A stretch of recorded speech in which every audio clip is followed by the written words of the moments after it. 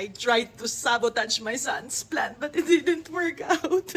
Story time. Sabi kasi ni Kuya Jay sa akin, Mommy, there's a part of me that wants to try studying abroad. Sabi ko, kinontra ko agad. Sabi ko, alam mo, that's kind of difficult because you know the expenses there very high.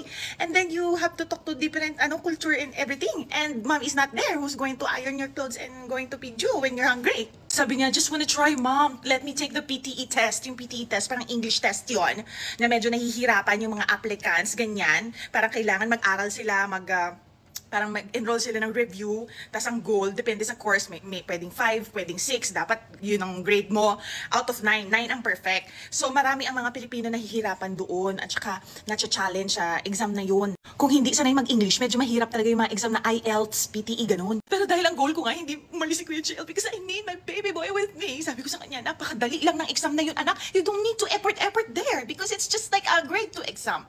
Eh di eto na nga, in-schedule ko si Kuya Jel na exam July 8. Di pumasok na siya doon, antay kami ni Zoe, ni Daddy, 3 hours halos yung exam, 2 to 3 hours. Ganyan. Paglabas ni Kuya Jel, unang-una kong tinanong, anak, kamusta yung exam? Mahirap ba?